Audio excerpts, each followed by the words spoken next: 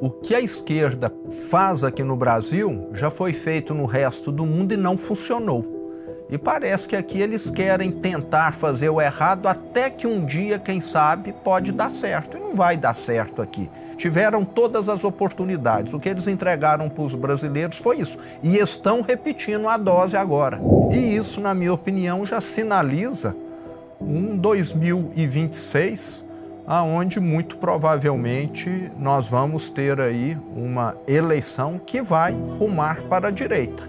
E com um fator adicional ainda que, na minha opinião, vai favorecer a direita, que é o que esse governo está fazendo é plantando tempestade. Que tal lhe parece essa nova fase do Novo? Aquela época de desavenças, aquela época de indecisão, ficou para trás com as mudanças que o partido teve. Custou muito caro, mas o partido encontrou seu caminho agora. Eu reconheço que fiquei um pouco assustado ao saber da indicação que você fez do líder do governo na Assembleia, o João Magalhães, que é uma figura um pouco controversa, para dizer o mínimo, investigada em casos aí, máfia das ambulâncias, Operação João de Barro e algumas condenações. Para ter o apoio da Assembleia, esse não é um preço muito caro a pagar, não?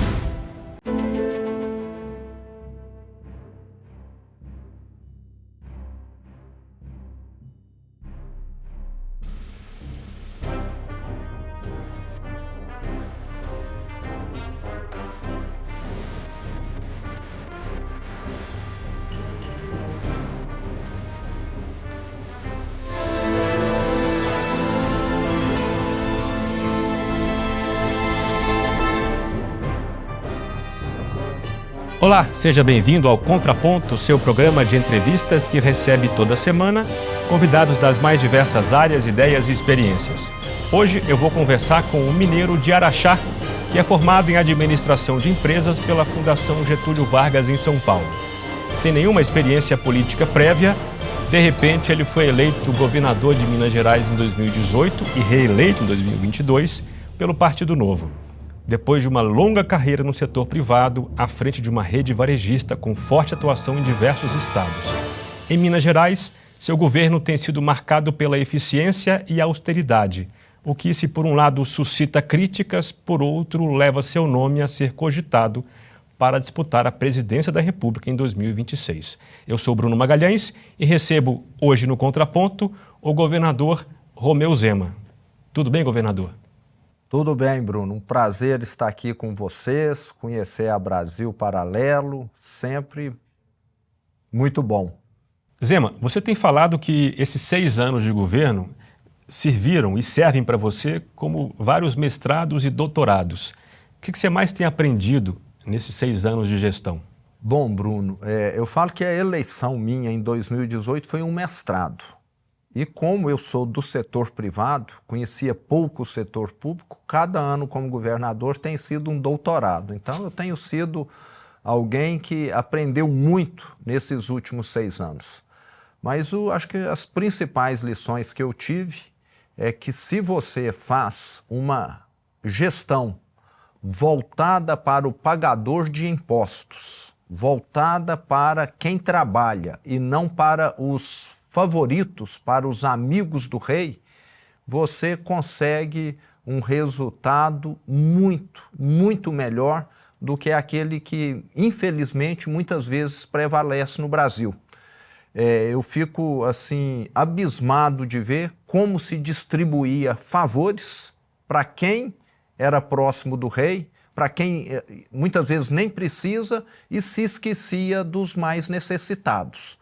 Apesar do nosso governo não ser um governo que fica sempre com esse discurso social, nós temos feito muito mais social pelos mineiros do que aquele que me antecedeu, que só tinha retórica social, mas nenhuma ação. Então eu percebo que o Estado no Brasil, acho que essa foi a minha grande surpresa, eu supunha, mas não conseguia realmente ver, é uma instituição criada para beneficiar um grupo restrito e não para representar toda a população. Acho que daí a grande distância do Estado da grande massa dos milhões dos brasileiros e também dos mineiros. Fiquei também espantado com a lentidão do setor público, né? Eu venho do setor privado, reuni a diretoria, reuni o conselho de administração, estava tudo aprovado. Hoje, o tempo para se aprovar muitas vezes depende de decretos, depende de análises jurídicas, depende de Assembleia Legislativa, de uma série de questões, o que torna o setor público muito lento na solução dos problemas também. A própria lei de licitação, para você adquirir alguma coisa, no setor, eu já vi hospitais privados onde o tomógrafo estraga, com um dia ele volta a operar. No setor público, às vezes, nós ficamos 6 meses para poder comprar o equipamento, a peça que ficou danificada. Então, você vê todas essas... Mas uma coisa também, surpresas boas. Nunca imaginei que tinha tanta gente competente. Então, isso é uma notícia muito boa, que se você tem gente competente e direciona essas pessoas no sentido correto, o resultado aparece. E em Minas tem aparecido. Você é um crítico da polarização que tomou conta do Brasil nos últimos anos. Diz que ela cega as pessoas em certo sentido. Na sua visão, ela cega um dos lados ou os dois lados? Na minha opinião, Bruno, cega os dois lados. Você fica discutindo o sexo dos anjos em vez de olhar para o problema do brasileiro. O que o brasileiro quer é ter dinheiro para fazer o armazém com tranquilidade, pagar as contas dele com tranquilidade, comprar um carro melhor, reformar ou construir, ter a casa própria dele. O sonho da grande maioria dos brasileiros é esse. E tem gente que vai aí para o rádio, para a TV e fica discutindo o sexo dos anjos que não tem nenhum impacto real, mas que às vezes dá mídia. Então eu sou muito contrário a ficar se discutindo, a ficar se perdendo tempo com aquilo que não gera melhoria na vida das pessoas. Há uma percepção, governador, já de alguns anos, que a população tem se desencantado com ideias de esquerda. Desde 2018, pelo menos, o reflexo também nas eleições municipais desse ano.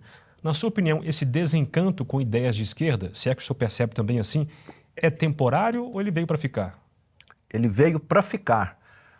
E por um motivo muito simples, Bruno. O que a esquerda faz aqui no Brasil já foi feito no resto do mundo e não funcionou. E parece que aqui eles querem tentar fazer o errado até que um dia, quem sabe, pode dar certo. E não vai dar certo aqui. Então, ficou muito claro, a esquerda, no passado, elegeu o presidente 4 vezes e entregou para o brasileiro os maiores escândalos de corrupção da história, a maior recessão da história do Brasil. Em 2015 e 2016, a nossa economia encolheu 8%, 3 milhões de pessoas perderam emprego formal, sem considerar os demais, e um país machucado, um país fragilizado, sem credibilidade, tiveram todas as oportunidades. O que eles entregaram para os brasileiros foi isso, e estão repetindo a dose agora. Os avanços que nós tivemos na gestão Temer e Bolsonaro, eles querem desfazer. Autonomia do Banco Central, critério para contratação de diretores de estatais, critério para administração dos fundos de previdência, principalmente aqueles ligados às estatais, ao setor público. Tudo isso foi avanço. Liberdade de imprensa, estão querendo desfazer. Então, é uma receita que não dá certo, mas o brasileiro foi bom, ele ficou vacinado. Mas, por exemplo, o número de votos que, por exemplo, Guilherme Boulos teve nas eleições municipais em São Paulo e a própria eleição do Lula em 2022, não é um indicativo de que esse desencanto é um pouco mais complexo do que parece, não? Sim. A propaganda deles, o discurso deles é o canto da sereia, né? Como o Brasil é um país, além de pobre, um país onde a grande maioria das pessoas não tem um nível de ensino adequado, apesar dos grandes investimentos em educação, parece que você tem mais facilidade para poder meio que manipular as pessoas. Nós vamos cobrar impostos dos ricos, por exemplo. como se isso fosse suficiente para resolver os problemas dos pobres. Nós sabemos que, além de insuficiente, vai fazer com que aqueles que investem, geram empregos aqui hoje, a grande maioria acabe indo para fora. Mas para a grande massa da população, isso às vezes ainda soa como algo plausível, algo viável, mas o brasileiro, na minha opinião, ele tem amadurecido em termos políticos. Ele hoje é muito mais cético, muito mais crítico, quando um candidato chega e faz aquela quantidade de promessas na sua campanha eleitoral, etc. Que tal lhe pareceu, governador, os resultados parciais das eleições municipais desse ano? Faço menção à palavra parciais porque não temos o segundo turno ainda. Bruno, eu pessoalmente gostei. Demonstra que o brasileiro tem muito mais vontade de ter um prefeito de direita do que de esquerda. Isso ficou muito, muito nítido em Minas Gerais, onde eu acompanhei mais de perto, são 853 municípios, isso ficou claríssimo. E nas demais regiões que eu não acompanhei com tantos detalhes, idem também. E isso, na minha opinião, já sinaliza um 2026, onde muito provavelmente nós vamos ter aí uma eleição que vai rumar para a direita. E com um fator adicional ainda que, na minha opinião, vai favorecer a direita, que é o que esse governo está fazendo é plantando tempestade. Gastos absurdos. Governo federal. Governo federal, só gastando. Déficits crescentes. A gente sabe o que isso significa, mais um ano, mais 2 ou mais 3 anos. Ou inflação, ou recessão, aumento da taxa de juros ou a conjugação de tudo isso. Então, não há milagres e eles ainda estão acreditando em milagres. Repetindo o mesmo erro de 2013, 2014, que gerou aquela recessão absurda de 2015 e 2016. Como é que está o seu posicionamento em relação ao segundo turno em Belo Horizonte? Eu sou de direita e, consequentemente, tenho de estar junto com um candidato de direita. Uma coisa, Bruno, que pode se esperar de mim é coerência. Do meu partido, inclusive, do Partido Novo. Eu falo que o Partido Novo pode ter uma série de defeitos, mas ele não tem, que é querer tirar proveito da situação, ser oportunista. Nós temos propostas e as nossas propostas serão essas, mesmo que aquilo signifique perder a eleição. Mas isso, com o tempo, vai criar para o eleitor essa noção. Eu posso confiar, porque o que eles falam é o que eles sempre fazem, mesmo que perca a eleição eventualmente. Vou falar em Novo, governador. O senhor teve uma desinteligência com o ex-presidente, o Amoedo, numa certa ocasião. Que tal lhe parece essa nova fase do Novo? O Novo já mostrou nessa eleição municipal de 2024 que ele teve uma mudança gritante. Em que sentido o senhor avalia? Primeiro, no número de municípios em que ele disputou a eleição. Em 2020, eu tentei de toda maneira sensibilizar o partido, o Diretório Nacional, que nós precisávamos disputar em mais cidades. Fui desconsiderado, tanto é que naquela ocasião, dos 853 municípios de Minas, nós disputamos eleição para vereador em 5. Eu não queria. Neste ano, o senhor sabe qual é o número? Nesse ano foram cerca de 160 municípios que nós disputamos a eleição para vereador em Minas. E já foi um avanço muito grande. Hoje, nessa eleição municipal, nós somos um dos partidos que mais cresceu no Brasil. Somos pequeno ainda. Mas, como eu te falei, com o tempo vai ficar marcante essa forma de atuar do Partido Novo. E o Eduardo Ribeiro tem feito uma gestão excepcional à frente do partido. Aquela época de desavenças, aquela época de indecisão, ficou para trás com as mudanças que o partido teve. Custou muito caro, mas o partido encontrou seu caminho agora. E como é que ficou essa desavença entre você e o então presidente Amoedo? Eu respeito o Amoedo ele e o time que criou o Partido Novo sempre merecerão o crédito. Criaram um partido, na minha opinião, único no Brasil, um partido de valores, de princípios, que tem uma missão a cumprir, totalmente diferente dos demais. Aonde estão ali, na minha opinião, sei que alguns mais, outros menos, para distribuir cargos, favores, financiar a campanha de alguns e não a de outros, porque alguns têm mais proximidade, mais influência. O Novo é o único partido que realmente tem governança. Agora pecaram muito na execução política e o Eduardo tem hoje conseguido conduzir essa execução. É o que eu falo, fizeram um projeto excepcional, mas na hora de colocar a mão na massa para construir, enfrentaram problemas e não souberam corrigir. O Eduardo Ribeiro tem feito essa condução. Zema, eu sou mineiro, nascido e criado em Belo Horizonte, onde moro, e casado com uma moça de Águas Formosas, onde eu voto. Então eu tenho interesse pessoal na sua resposta a essa pergunta. Quem você está preparando para a sua sucessão em 2026? Eu tenho uma pessoa preparadíssima, que é o meu braço direito hoje, à frente do governo de Minas, que é o meu vice-governador, o professor Matheus. O professor Matheus é uma pessoa de uma raríssima inteligência, raríssima capacidade, que tem toda a condição de fazer um governo igual ou melhor do que o meu, pela capacidade dele. Professor universitário, foi vereador pelo Partido Novo em Belo Horizonte, uma pessoa que entende, além de gestão, que é a minha área, entende algo que eu, de certa maneira, não domino tão bem, que é a parte legal do Estado, já que ele é advogado e conhece profundamente as leis, da mesma maneira que você, que vem dessa área também. Eu tenho ouvido nomes como Aécio Neves, Calil. Você tem costurado apoio para essa possível indicação?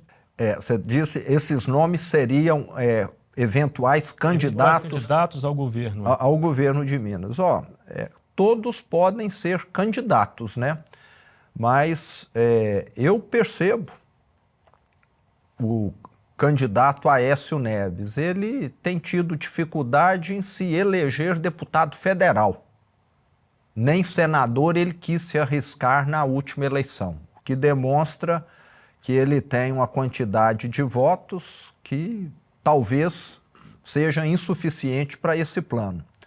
E me parece que nessa última campanha municipal, um dos principais fatores do candidato Mauro Tramonte e da vice Luísa, que era do meu partido, não terem tido uma campanha muito bem sucedida, foi terem atrelado muito a imagem deles ao do ex-prefeito Calil, que me parece, em vez de somar, acabou subtraindo.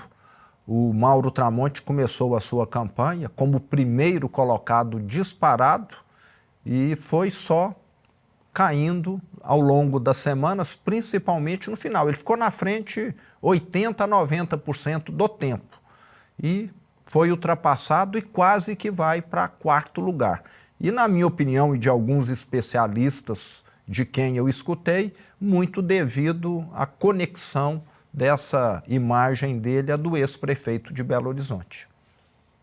E você, em 2026, vai concorrer à presidência? Eu tenho visto sua postura ao longo do tempo como passando por várias fases. Primeiro, a Deus me livre, depois, se Deus quiser, e, por fim, tenho ouvido se Deus quiser e Deus me ajude. Qual que é a sua posição em relação às eleições presidenciais de 2026? Bruno, eu vou participar ativamente da eleição presidencial de 2026. Não sei se como candidato, vai depender de questões políticas, de questões partidárias, de questões de ego. Nós, governadores de centro-direita, temos tentado fazer com que o grupo fique coeso e venha apoiar aquele nome que for mais viável em 2026. Mas temos de superar esses desafios. Mas eu já deixei claro que, independente do nome, eu estarei disponível para contribuir incondicionalmente. E ou como candidato ou como apoiador, você vai me estar vendo nessa campanha muito atuante, tanto do meu sucessor em Minas, quanto da presidência do Brasil. E como eu não tenho nenhum plano pessoal de poder, o que eu quero é que o Brasil dê certo, como eu queria que Minas desse e está dando certo, então a minha contribuição é incondicional. Eu falo, eu vou estar lá em Brasília nem que seja para estar varrendo a sujeira que está espalhada lá, entende? Eu não tenho nenhuma pretensão pessoal. A pretensão minha é o Brasil dar certo, é o Brasil melhorar. A minha família mora aqui, os meus negócios estão aqui, então o que eu quero é que o Brasil dê certo. E nós já provamos que, de certa forma, a nossa receita funciona. Minas Gerais tem crescido, Bruno, num ritmo bem superior ao ritmo Brasil, criado mais empregos, desenvolvido mais do que a média Brasil. O senhor faz menção a esse grupo de governadores de centro-direita. Quem é que está nesse grupo do WhatsApp aí? É o senhor, Tarcísio? Eu, Tarcísio, Ratinho, Jorginho, o Eduardo Leite está também, Caiado? Mauro Mendes, Caiado, exatamente. Então, esses governadores, nós vamos procurar trabalharmos para que venhamos em bloco apoiar um nome. Mas, como eu te falei, desafios de ego, desafios partidários vão estar dificultando esse trabalho. Você tem falado que prefere apoiar propostas e não pessoas. Mas eu queria fazer um contraponto a essa ideia, talvez dizendo o seguinte, que você, como comerciante experiente, sabe que negócios são feitos com pessoas, né? Sim. Você vai fechar um contrato grande, você avalia a índole da pessoa com quem você está contratando, né? E também, de boas intenções, o inferno está cheio, como o senhor bem sabe. Concordo. Então, o senhor não quer reavaliar essa impressão, quer dizer, ou reformulá-la melhor? Eu sei que na política, numa campanha eleitoral, é muito difícil. A pessoa vincula muito a imagem. Isso está claríssimo. Não adianta você ter a melhor proposta, o melhor programa de governo. Se você não tem um bom histórico, não tem resultado. Exato, não tem uma comunicação, não conversa a língua do povo. Então, o que eu tenho tentado, Bruno, é muito isso, é ter propostas boas, mas ter também esse jeito acessível, essa forma de comunicar claramente, com transparência, de não decepcionar. Eu acho que o conjunto todo é que acaba contribuindo para poder dar certo. Mas eu quero deixar claro aqui, tem algumas propostas que eu não abro mão delas, de forma alguma. Eu já falei que eu prefiro perder a eleição e dormir tranquilo do que ganhar a eleição e nunca mais dormir, entende? Porque eu sinto na obrigação de fazer o certo. Eu saí da minha zona de conforto para ser político.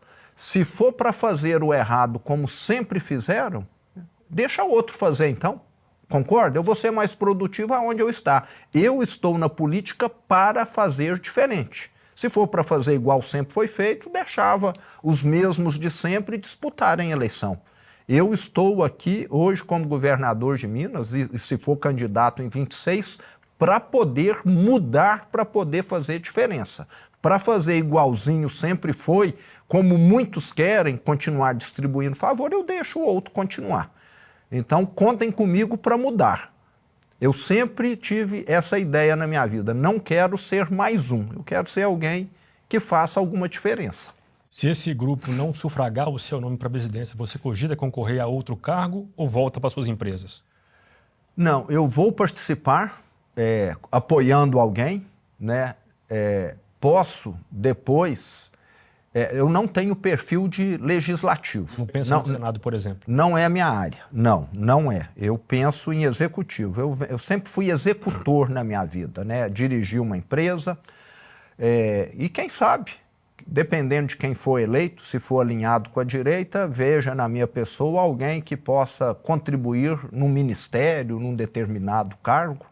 Então, eu vou estar à disposição, mas tenho muito o que fazer lá na minha atividade privada, pessoal também. Não vou ficar desempregado, não. Agora, eu me lembrei de uma situação quando te convidaram para ser candidato em 2018 você começou a entrar na pilha da ideia e consultou uma psicóloga. Conta essa história pra gente. Então, mudar de profissão, Bruno, nessa idade, né? Aos 53 anos de idade, é pouco comum. E não é sair de médico para nutricionista, não, né? É sair de médico para engenheiro. É uma mudança muito grande. Eu saí do setor privado para o setor público, saí de uma experiência totalmente diferente e aquilo te perturba, né? Te causa uma insegurança muito grande, te causa um questionamento muito grande e você começa a se questionar, será que eu estou tendo algum delírio?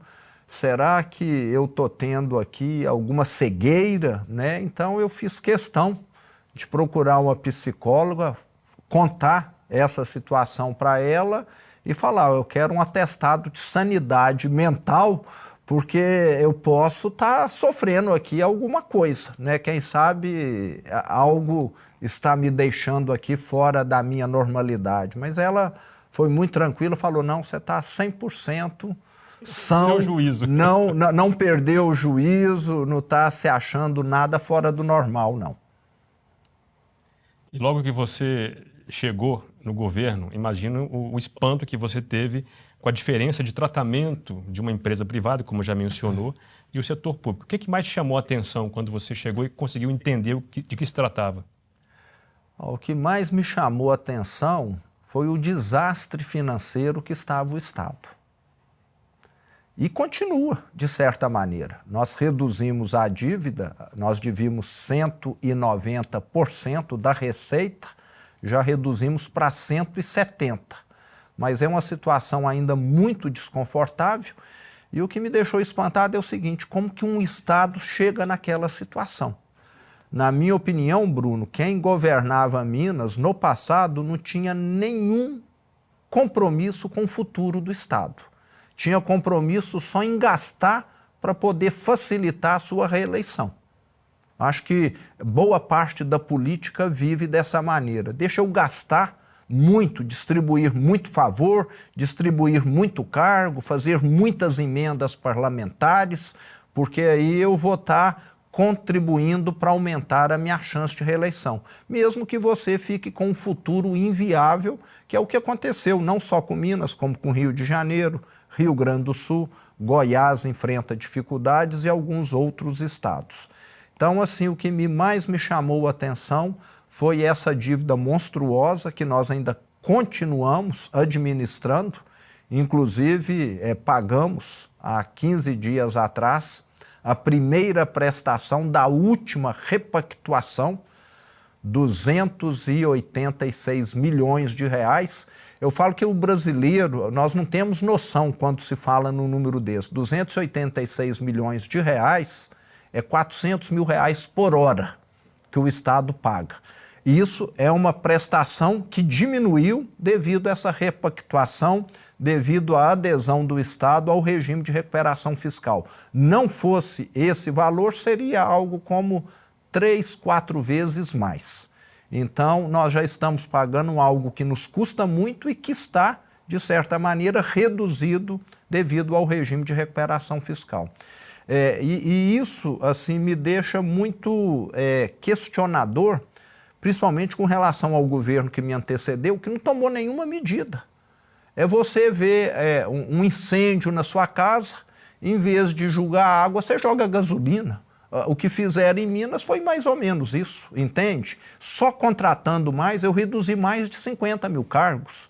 Só criando mais privilégios, mordomias, e o Estado afundando. Parece uma cegueira total. Então, o que me deixou assim surpreso foi isso. É como pode haver tanta cegueira numa gestão pública, mas pagaram um preço. Ele, candidato a governador, candidato à reeleição, sequer foi para o segundo turno. Essa dívida hoje está em 165 bilhões, mais ou menos, Exato. Dívida do Estado com a União, né? E você tem falado da necessidade de repactuar os juros, enfim, para reduzi-la um pouco mais, né? No governo Bolsonaro, com quem o senhor é mais afinado, não era o caso de tentar com mais força isso, não? Isso foi tentado?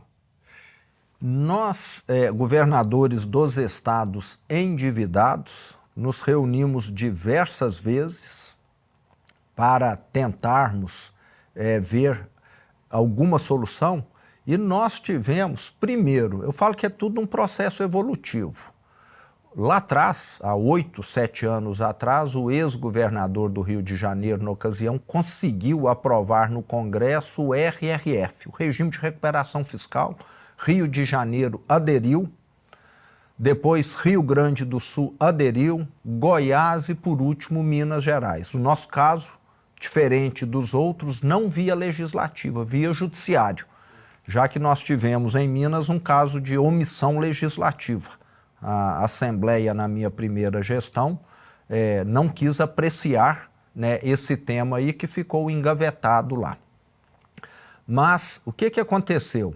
O regime de recuperação fiscal, ele foi se provando ao longo do tempo uma solução não adequada.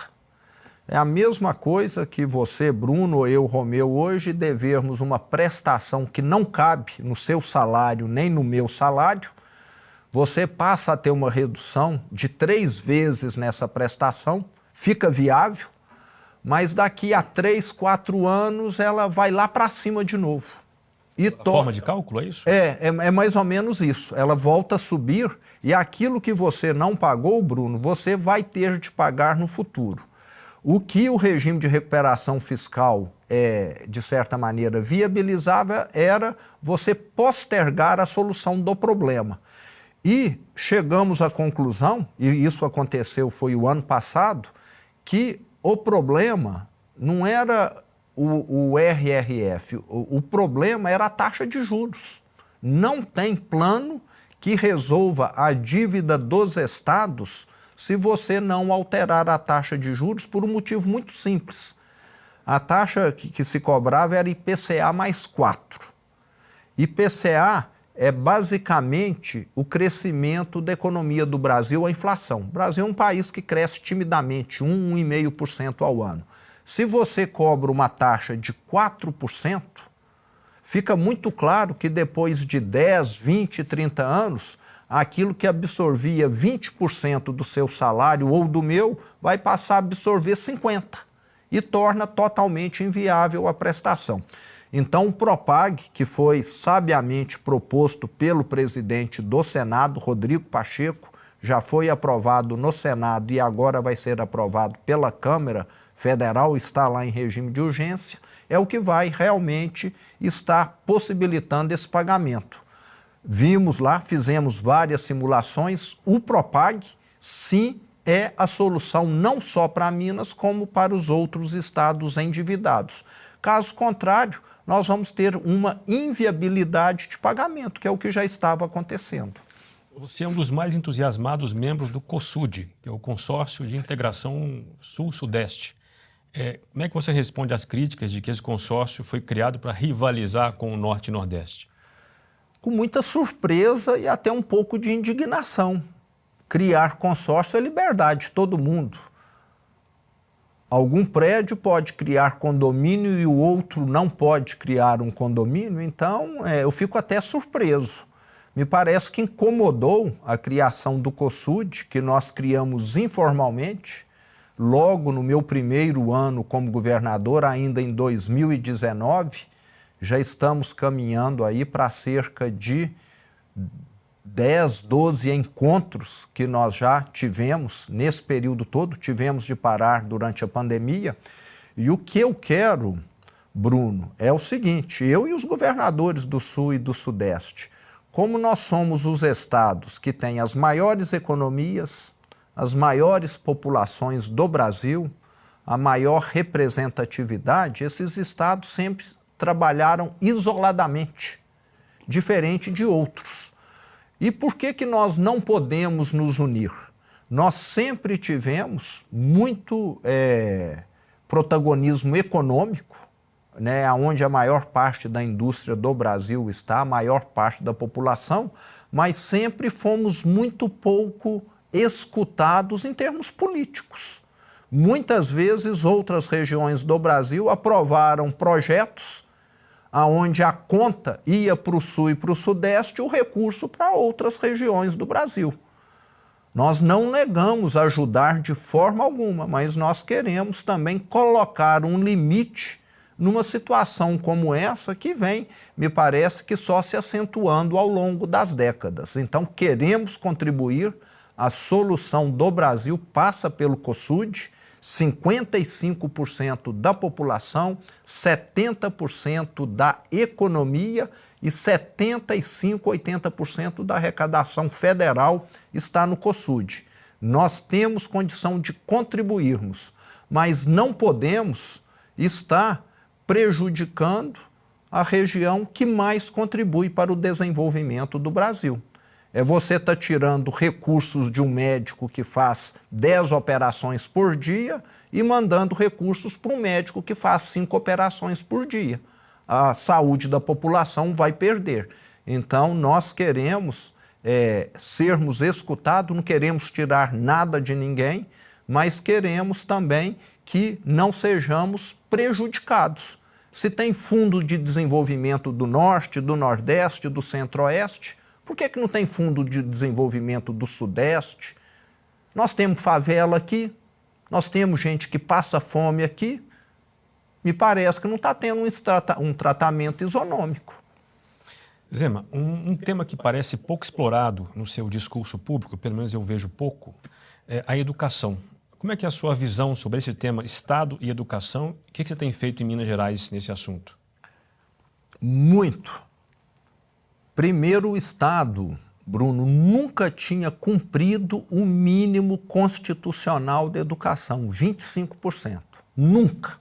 E nada aconteceu com aqueles que não cumpriram. Não sei por quê. Desde que nós assumimos, nós já reformamos 2.300 escolas, prédios escolares, intervenções grandes.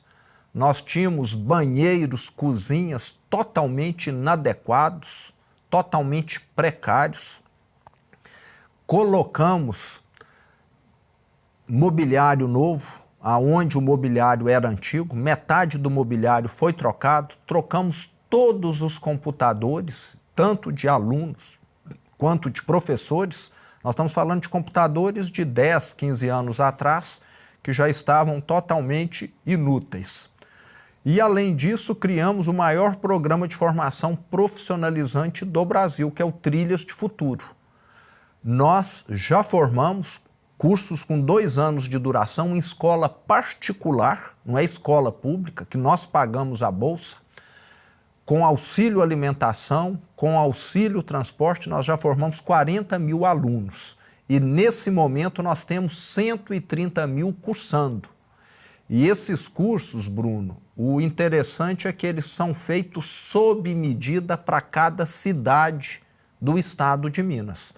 Se é uma cidade que tem atividade de agricultura, você vai ter ali curso de técnico de manutenção de máquina agrícola, curso de técnico em irrigação.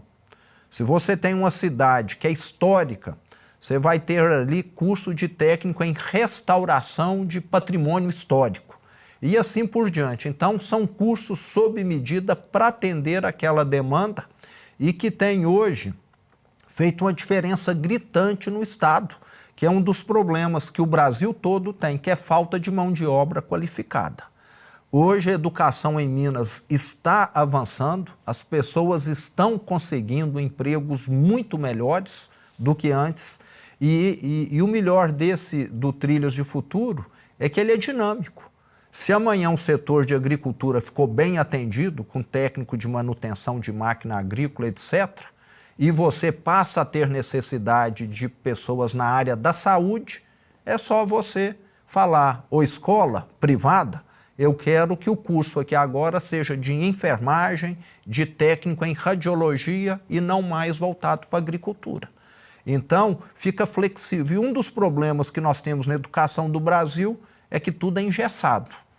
Nós temos cursos hoje em universidades estaduais, federais, que não têm a mínima procura, mas estão ali porque sempre estiveram consumindo recursos públicos e não formando ninguém. Zema, é claro que ninguém faz tanta mudança assim sem encontrar resistências fortes.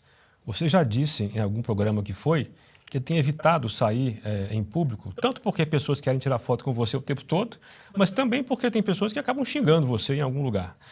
Onde você encontrou mais resistência para fazer essas mudanças? Setores, pessoas?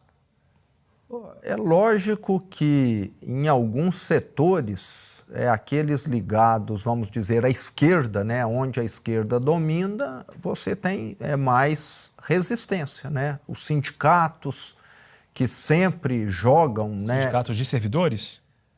Ou de categorias, né? De categorias em geral, e muito ligado. Tipo, vamos dizer aqui, em Minas nós temos sindicatos de servidores que, aonde eu vou no estado, eles fazem lá alguma manifestação.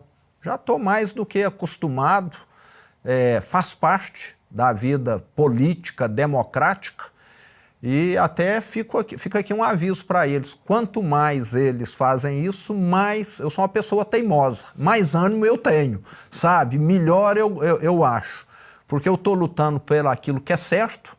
Quando o servidor público não recebia o salário em dia, Bruno, não tinha o plano de saúde em dia para poder usar, eles ficaram quietinhos, esses sindicalistas, esses manifestantes.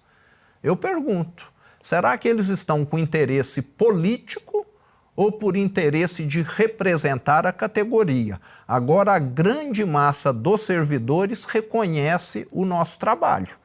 É uma minoria barulhenta, muitas vezes sindicalistas, que pagam para alguém viajar, para alguém lanchar, para ir lá perturbar algum lugar que eu estou indo, mas encaro isso com a maior naturalidade e isso só me deixa mais aguerrido para continuar a luta ainda.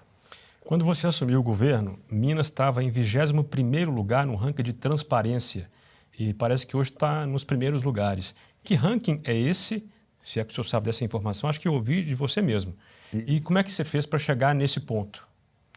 É isso mesmo. A Controladoria Geral da União, a CGU, publica periodicamente um ranking da transparência dos estados. 21º? Era 21º em 26 estados. Então demonstra que tudo que era feito em Minas era para ficar escondido. Só citar aqui um exemplo. Se você quiser saber quais voos eu fiz em aviões do estado, você entra agora, você vai ver todos que eu fiz o mês passado. Todo mês é atualizado. Antes, essa atualização era feita só no governo seguinte. Ficava 4 anos, 5 anos para poder saber. Se você está fazendo certo, por que você teme esconder? Eu vi recentemente aí o governo federal pedindo sigilo de 100 anos para algumas questões. Na minha opinião, você deve pedir sigilo, questões de segurança somente. Segurança nacional, que envolve algo dessa natureza. Mas fora esse ponto dos voos, o que mais que mudou? Tudo. Nós temos hoje uma controladoria com autonomia, e não uma controladoria feita para perseguir ou beneficiar, como o que acontecia no passado. Quando eu assumi, tinha vários, como que chama? O processo disciplinar engavetado, porque era de alguém amigo do rei. Eu falei, se tem processo disciplinado é para ser apurado. Então foi apurado. E tinha processos disciplinares indevidos que era para perseguir alguém que estava causando problema ao rei. Esses andavam. Esses andavam. Eu falei, nós vamos tratar todos igualmente. Existe aqui uma lei, nós vamos seguir a lei. Eu não estou aqui para perseguir ninguém, nem para privilegiar ninguém. Eu estou aqui para fazer o correto, o que a lei manda. Tanto é que no meu primeiro ano de governo, se você pegar, você vai ver que tem um gráfico e foi lá em cima a quantidade de demissões por processos disciplinares lá no ano de 19, devido à quantidade de processos que ficaram engavetados, retidos, por alguém que não tinha interesse em apurar fatos, às vezes, gravíssimos lá, Bruno. Então, acho que a grande diferença foi por aí. O meu controlador-geral, Rodrigo Fontinelli, é um dos mais respeitados do Brasil, veio do governo federal, e eu falei para ele, o Fontinelli, está aqui a chave, você é o responsável e interferência zero de ninguém. Você está aqui para fazer o certo, não para ficar aqui fazendo o que é conveniente para uns, porque é parente, porque é amigo, porque é conhecido, e faça o que é correto. Então, uma postura tão simples e muitas vezes tão difícil de ser colocada em prática no mundo político do Brasil. Zema, conhecendo um pouco a sua índole e sabendo do esforço que você tem para manter o Estado, enfim, de forma honesta, conduzir as coisas honestamente, eu reconheço que fiquei um pouco assustado ao saber da indicação que você fez do líder do governo na Assembleia, o João Magalhães, que é uma figura um pouco controversa, para dizer o mínimo, investigada em casos aí, máfia das ambulâncias, Operação João de Barro e algumas condenações. Para ter o apoio da Assembleia, esse não é um preço muito caro a pagar, não?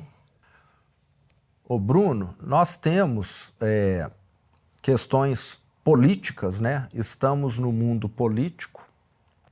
O João Magalhães tem tudo isso que você comentou. Agora, condenação, e isso foi muito discutido com ele de forma muito clara, transparente, né? Nós fomos muito preto no branco. Ô João, se nós tivermos nessa trajetória de trabalho conjunto algo que se prove, até agora são suposições, são... Tem condenações já. Várias condenações, em segundo grau, inclusive. Mas uma transitou em julgado, ele não foi preso, mas tem condenações. Sim, então foi exatamente nessa questão aí que nós deixamos claro, falando, nós não temos condição de ficar aqui com alguém nos representando condenado. Ele está lá em recurso nesse momento. Então, temos de aguardar. Eu sou favorável ao amplo direito de defesa, mas ficou muito bem tratado e espero que a verdade prevaleça. Não sei se é contra ou a favor dele, né? Você crê na inocência dele? Não tenho conhecimento dos processos. Não tenho, é muito difícil avaliar. Não sou advogado como você. Muitas vezes, ô Bruno, eu estou numa mesa com 12 pessoas, né? Outros governadores, ministros, procuradores, etc., olho para todo mundo e chego à seguinte conclusão, o único não advogado aqui sou eu. Então, para mim, que não tem esse conhecimento tão profundo, é mais difícil de analisar. Mas não desconfio e nem confio em ninguém até que haja aí um fim do processo. Vamos falar sobre privatizações. Você é um entusiasta desse assunto, mas encontra também resistências. Vou falar de dois casos, Codemig e Cemig. O caso Codemig, enfim, nenhum dos casos se concluiu. Faz um panorama para a gente desses dois desafios. Eu sei que você tentou privatizar a Cemig, agora está em fase de... Qual que é a expressão que se está usando agora para... Transformá-la em corporação. A Codemig, quer dizer, a Cemig já se fala em federalizar, não é isso? Sim. Como é que está esse panorama e os desafios nesses dois assuntos aí? Perfeito. Bruno, primeiro... tem de ficar aqui muito claro que nós avançamos em muitas privatizações, aquelas que não dependiam de anuência legislativa.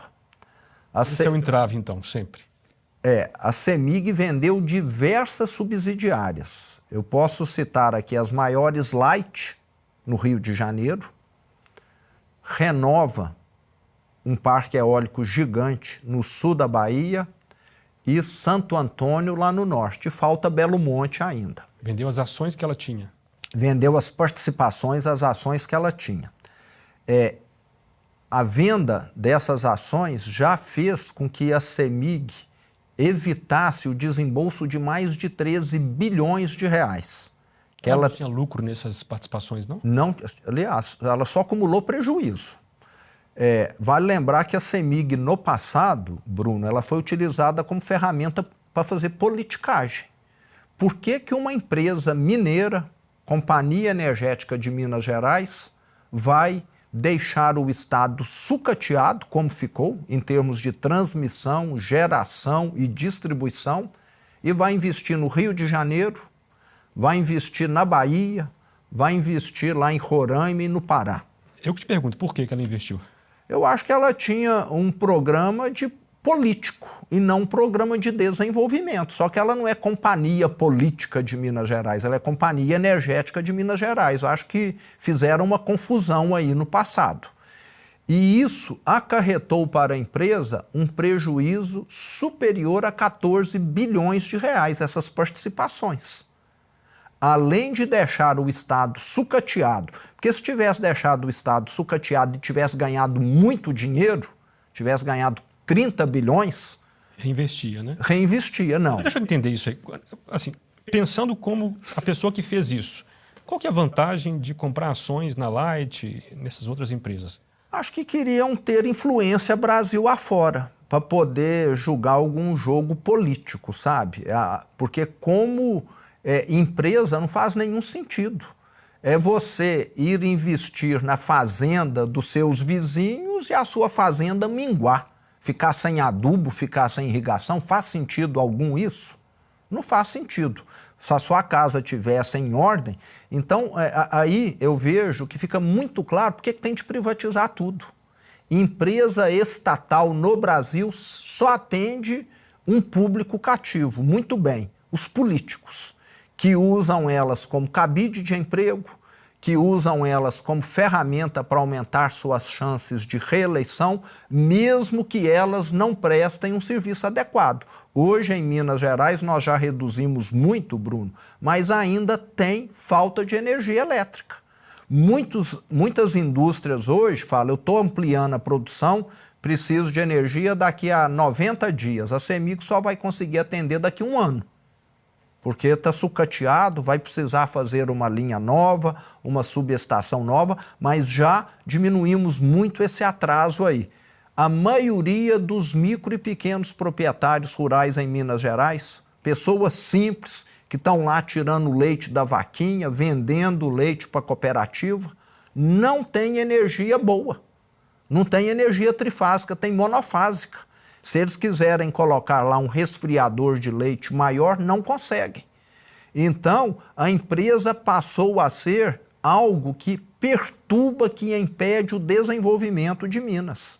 Até 2018, quando nós assumimos, o que a CEMIG fazia era isso. Eu, como empresário, vivi isso. Empreendimentos imobiliários, um condomínio novo, pronto, sem energia. Ficou lá parado anos. Geradores a diesel. Minas Gerais virou o melhor lugar para se consumir gerador a diesel. Até hoje, nós temos pivôs centrais para irrigação, nós temos indústrias em Minas que ainda têm gerador a diesel. Já diminuímos 90%, mas ainda tem lá um restante que serão atendidos nesses próximos meses que a CEMIG vai estar concluindo aí o maior programa de investimentos da história da empresa. Tá, e essa corporização da CEMIG atende à sua expectativa ou atende. É um meio termo? Atende muito bem, Bruno, pelo seguinte, hoje o Estado tem 17% das ações da CEMIG e detém o controle com 17%. Quando a empresa se transformar numa corporation, o Estado vai deixar de ter o controle com 17% e vai ganhar duas vezes. Primeiro, porque a governança vai melhorar, um governante mal intencionado, que foi a grande maioria que nós tivemos antes, que usou a empresa como essa ferramenta da politicagem, isso não vai existir mais. E se hoje 17% vale 6 bilhões, na hora que ela se transformar em corporation, vai valer 20%, 30%, 40% a mais. Então o patrimônio público ainda vai aumentar. E o que nós queremos é que a empresa continue sendo o que ela sempre foi lá na sua origem. Uma empresa que facilite o desenvolvimento do Estado. Mas de 15, 20 anos para cá, ela foi totalmente manipulada. Você tem falado que depender do petróleo é um mau negócio. e que Minas investe bastante na energia fotovoltaica. Como é que é a sua visão da matriz energética do Brasil? Aí está mais uma outra questão onde a CEMIG atrapalhou o desenvolvimento do Estado. Quando nós assumimos, Bruno, a CEMIG gerava 500 mega de energia fotovoltaica. Recentemente, agora, nós atingimos o patamar de 9 giga.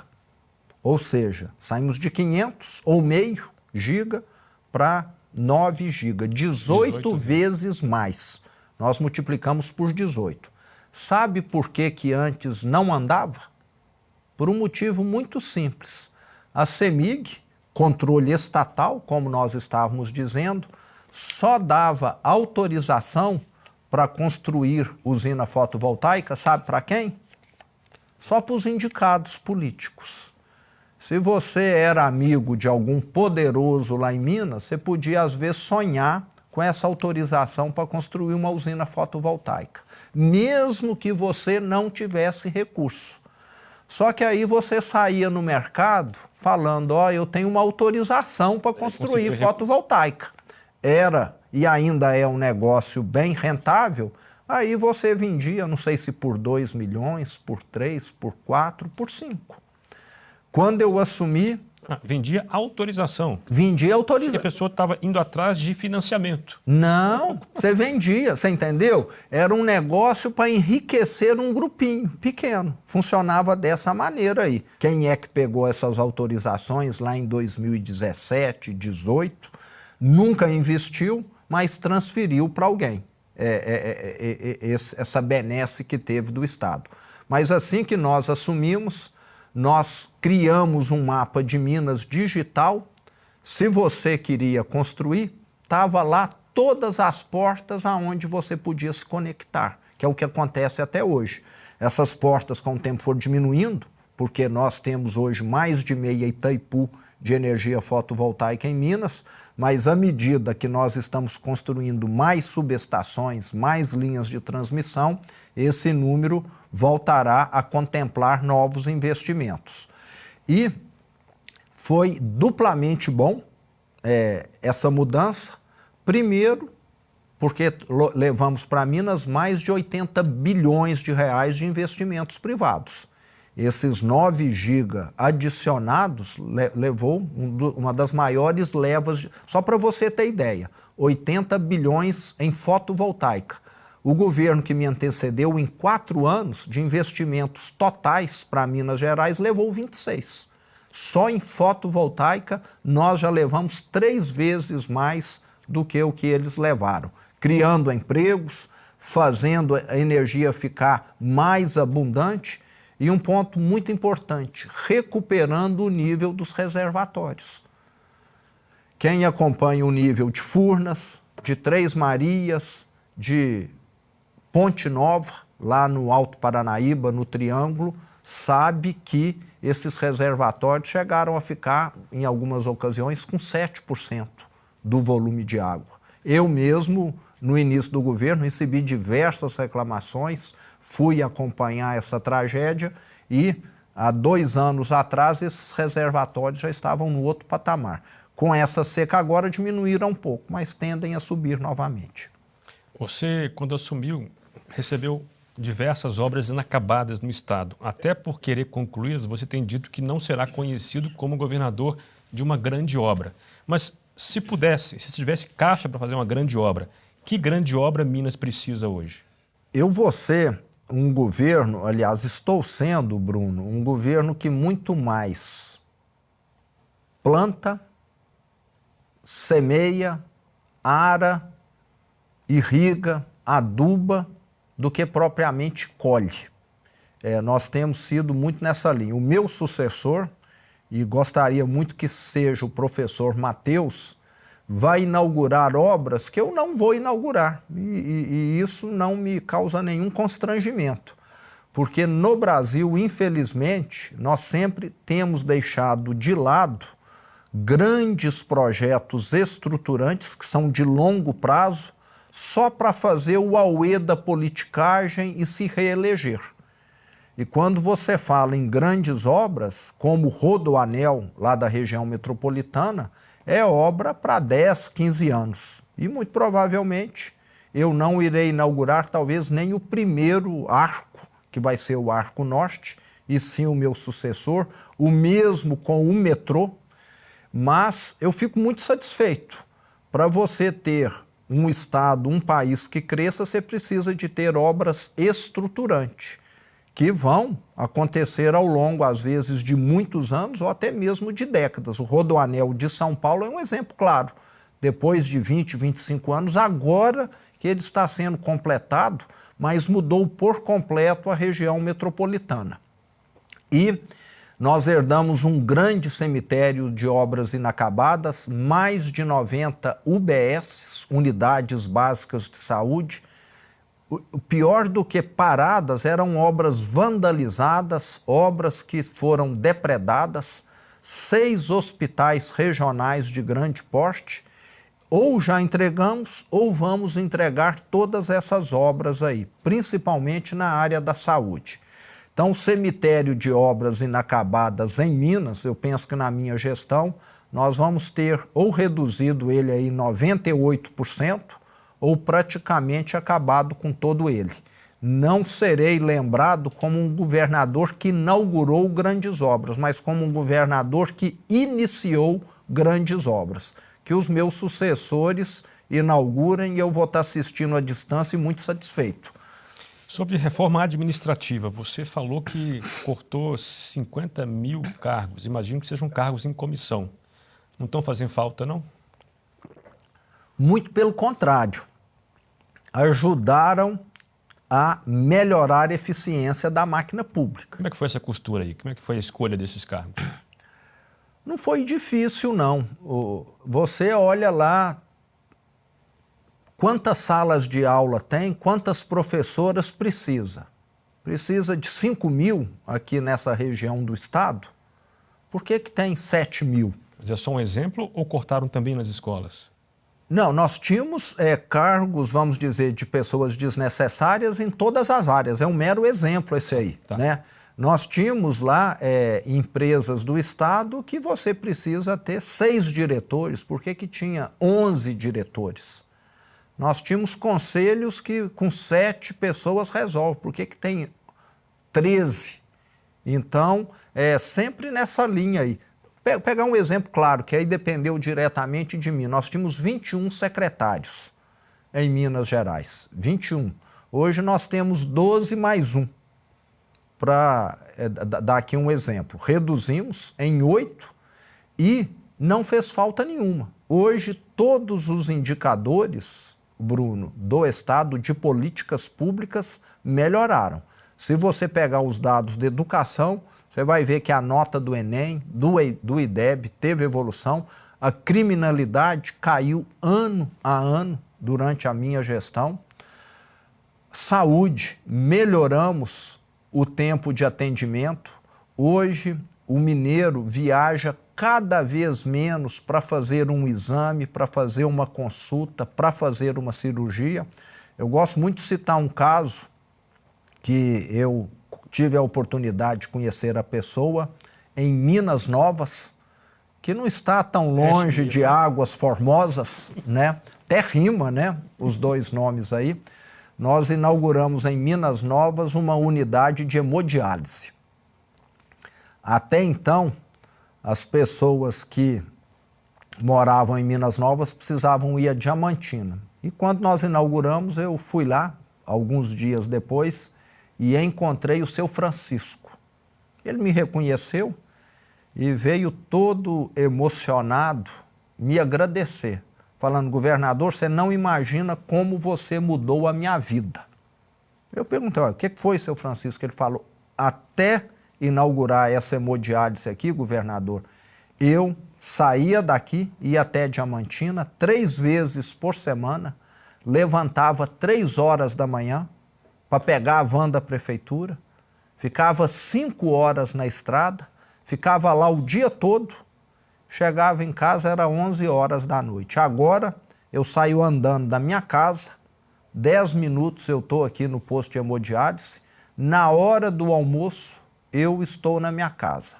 Voltei a viver novamente, porque antes, ou eu estava nesse martírio, na van, na hemodiálise, ou no dia seguinte eu estava descansando, prostrado na minha casa. E agora eu tenho disposição, consigo ajudar aqui meu filho no comércio dele, voltei não só a viver, como a me sentir útil. Então, isso tem acontecido aos milhares no estado de Minas Gerais, Bruno. É isso que nós temos feito.